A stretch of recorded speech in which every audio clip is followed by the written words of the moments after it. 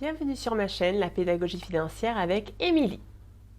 Aujourd'hui, nous allons parler d'un sujet qui déplaît à beaucoup de monde. Par contre, c'est un sujet qui est très important à parler en famille. Il s'agit de la transmission du patrimoine. Jingle!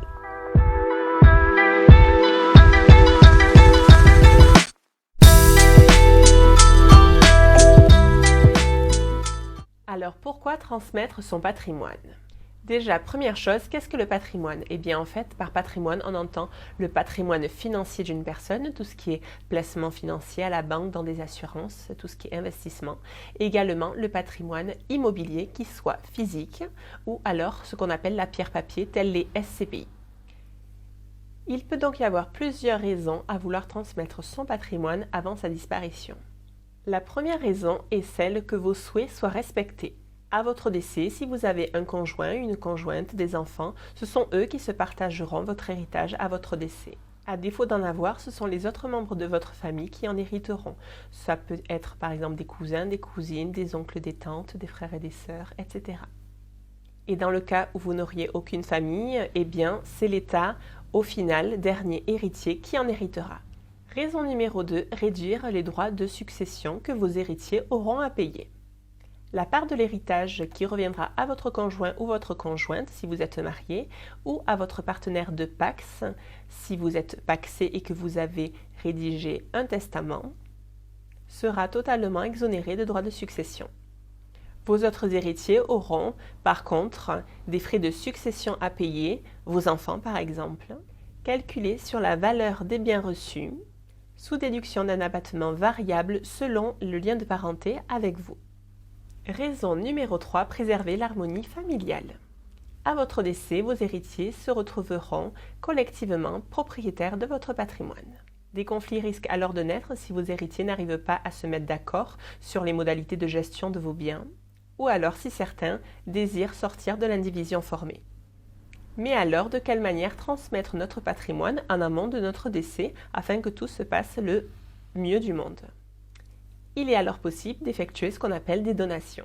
La donation simple et la donation partage sont les outils de transmission les plus utilisés à ce jour en France. Ces types de donations, qui sont réalisées devant un notaire, permettent alors à la personne de transmettre des sommes d'argent, des biens immobiliers, des placements financiers ou autres investissements qu'il souhaiterait donc transmettre de plein gré de son vivant. Une deuxième manière de transmettre son patrimoine est par le biais de l'assurance vie. Ce placement permet de protéger votre épargne par le biais des fonds euros et de la faire fructifier également par le biais des unités de compte. Et elle bénéficie également d'avantages fiscaux lors d'une succession. La transmission de ce patrimoine, de ce capital, se fait hors succession, c'est-à-dire que la personne va désigner un bénéficiaire ou plusieurs bénéficiaires de son choix qui vont alors recevoir ce patrimoine.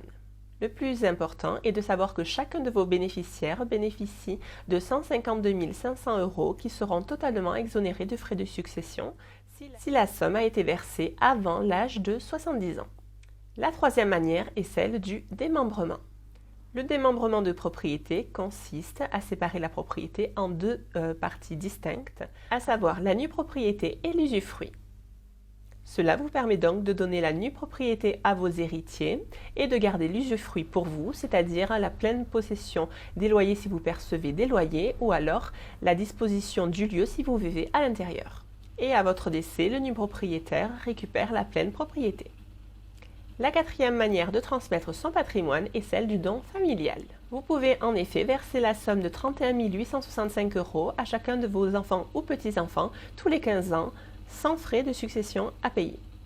La dernière manière de transmettre intelligemment son patrimoine est celle de la donation intergénérationnelle.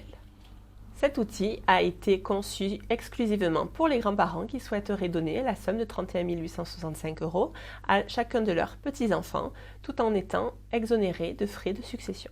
Cette donation partage intergénérationnel permet de transmettre des placements financiers, des sommes d'argent, des biens immobiliers ou autres types d'investissements. Et enfin, pour conclure, il existe donc une multitude de solutions pour vous aider à transmettre intelligemment votre patrimoine à vos héritiers. Mieux vaut donc anticiper afin de transmettre son patrimoine comme on l'entend et ainsi éviter tout conflit familial qui pourrait exister. en plus de réduire les droits de succession qu'ils auraient éventuellement à payer. Si vous avez des questions, n'hésitez pas à me laisser des commentaires, à me contacter par le biais des réseaux sociaux ou à m'envoyer un mail. Pensez à vous abonner, à mettre un like et surtout n'oubliez pas que dans l'investissement, le meilleur moment, c'est toujours maintenant. À bientôt, bye bye!